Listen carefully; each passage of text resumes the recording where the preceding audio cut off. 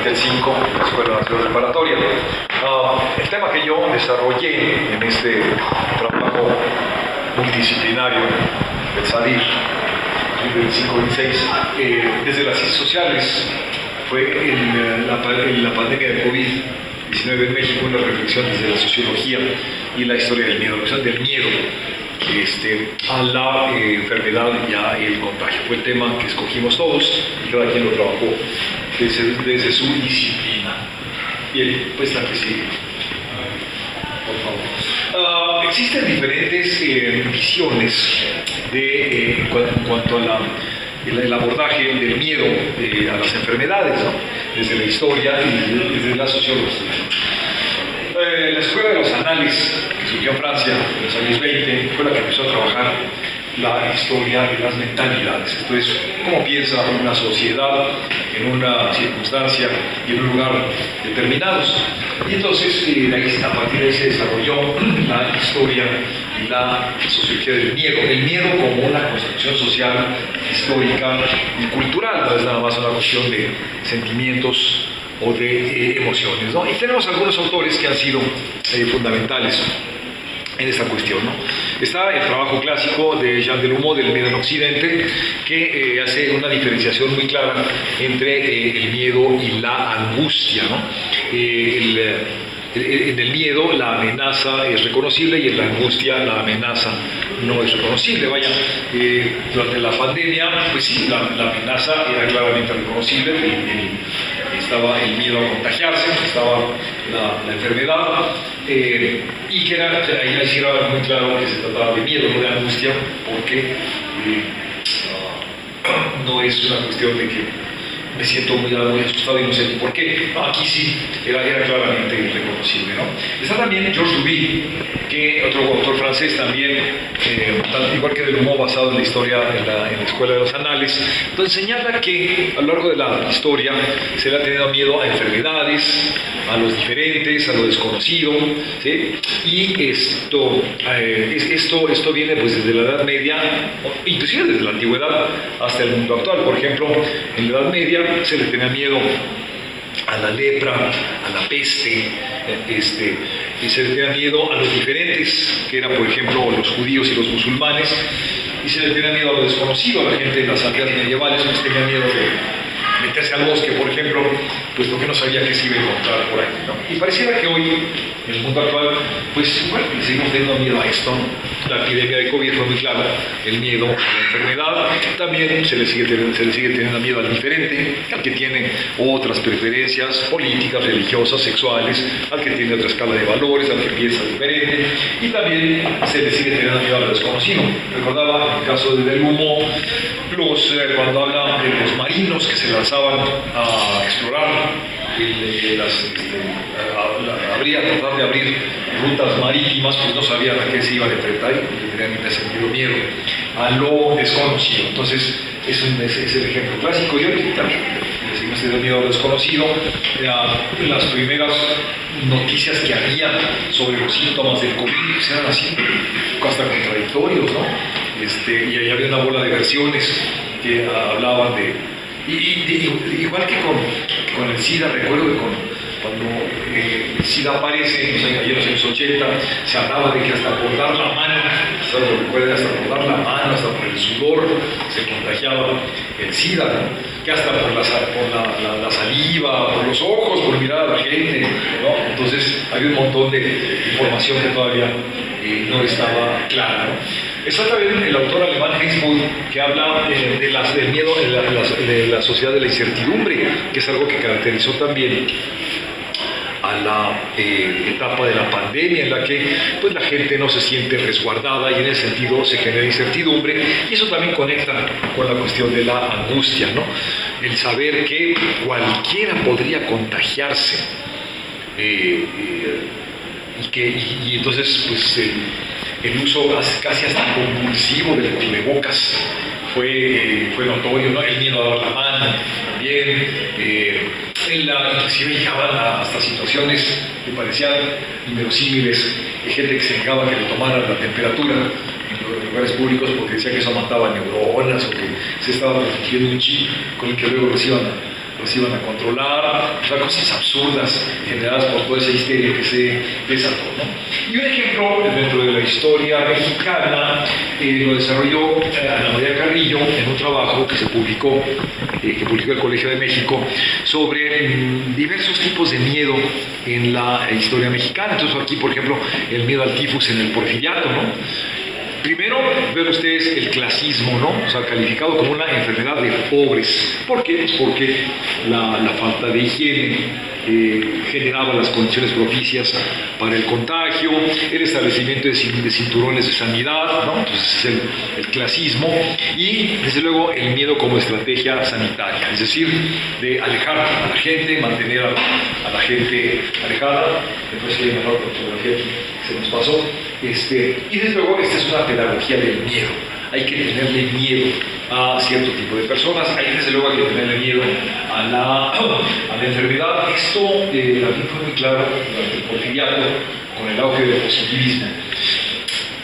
En cuanto al establecimiento de instituciones como el Club de la Castañeda, que fue edificado en un lugar alejado de la ciudad, en ese tiempo de la Ciudad de México, donde ahora está la Unidad Habitacional Torres de Mixcoac, donde está la Prepa 8, también el Hospital General, que todavía está en su ubicación original, y la penitenciaría de Lecumberri, que ahora es el Archivo General de la Nación, también ustedes alejados de la Ciudad de México, porque desde la lógica positivista había que tener alejados a elementos considerados nocivos, alejados de la sociedad, o sea, a los enfermos, a los delincuentes y a los locos, ¿no? A los que se les llamaban en ese tiempo los locos. Había que tenerlos alejados y aislados, ¿no? Entonces era la estrategia del aislamiento, ¿no? Con base en el miedo. O sea, no te acerques a porque es pobre, y que entonces al ser pobre pues tal vez te contagie de ellos, ¿no? O sea, vean también el miedo es utilizado como una manera, como una estrategia para segregar, para discriminar, para clasificar, para visibilizar o para invisibilizar, ¿no? Entonces, por favor, durante la pandemia la Secretaría de Salud declaró que la pandemia empezó el 19 de febrero de 2020 hasta el 19 de mayo de 2023. O sea, fueron 3 años que pues a todos nos cambiaron la vida, ¿no? Durante la pandemia se reportaron en México oficialmente 7.633.000 casos confirmados y 334.366 defunciones. Todos recordamos a este emblema con el que se trataba de convencer a la población, concientizar de la necesidad de mantener distancia, una distancia sana, una sana distancia para evitar el contagio, promovido pues por el subsecretario de Salud, Hugo López-Gatell, que se convirtió en una figura mediática, se convirtió en una especie de rockstar durante esos años, porque su rostro fue fácilmente identificable, y bueno, desde luego fue objeto también de numerosas críticas por la manera en que el gobierno de la República manejó la pandemia, sobre todo que parecía contradecirse, puesto que, recordarán ustedes, el presidente de la República se contagió y él aparecía sin cubrebocas. Sí, claro, se aisló y todo, si mal no recuerdo, en 2 ocasiones.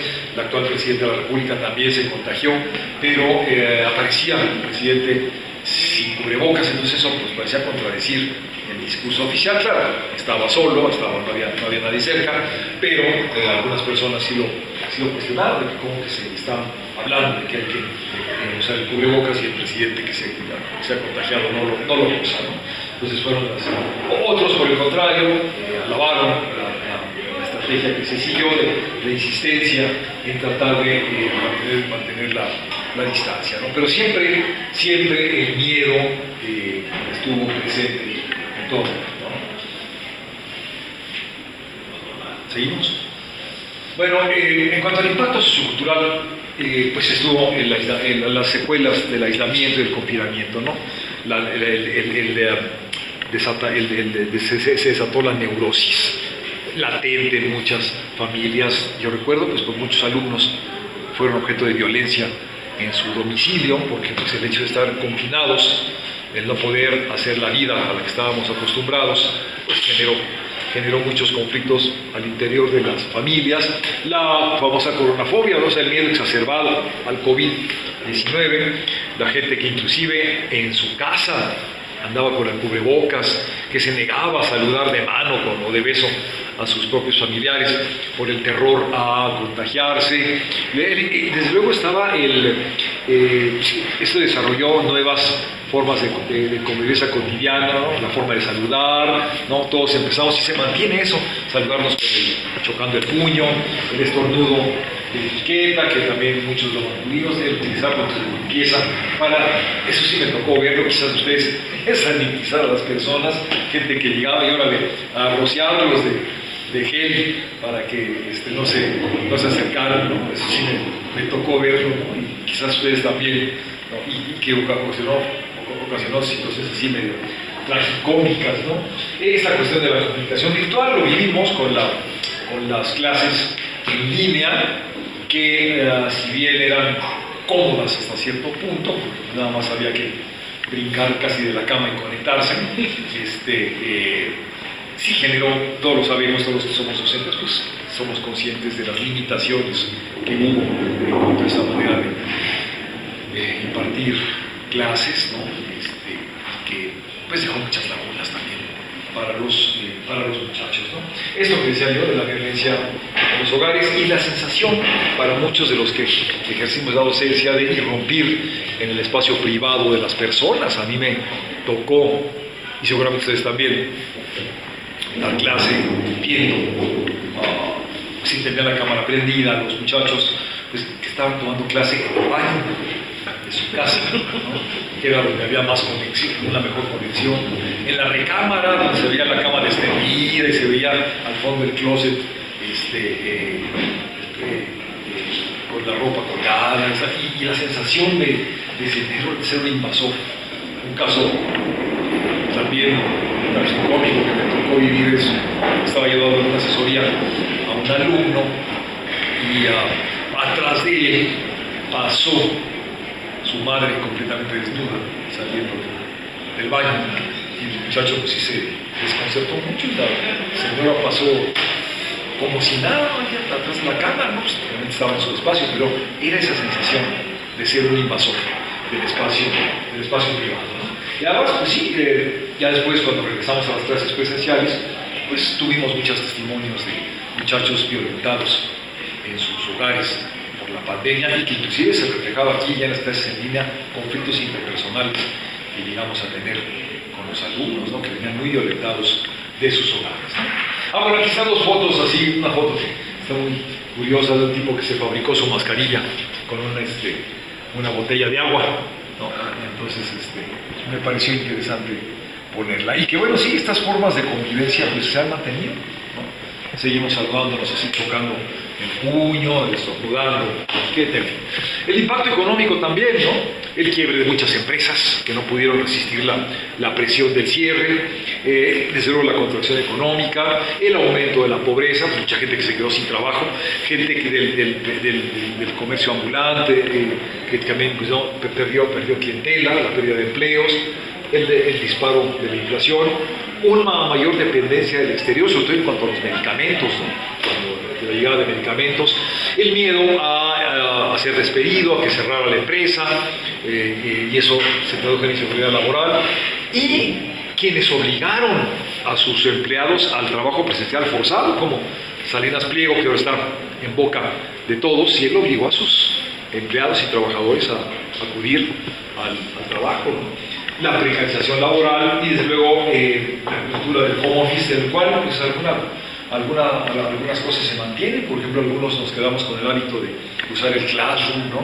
De tener comunicación virtual con los alumnos, de utilizar el WhatsApp también para tener una línea de comunicación abierta con los muchachos, que aprendimos a utilizar estas herramientas de las que antes ni idea teníamos algunos, ¿no? Y que, vaya, es, digamos, al menos en mi opinión personal, fue algo positivo que me dejó la pandemia. Aprendí a utilizar este tipo de herramientas virtuales de las cuales, si acaso yo tenía una idea vaga. Entonces, bueno, para bien o para mal, nos cambió la vida la pandemia.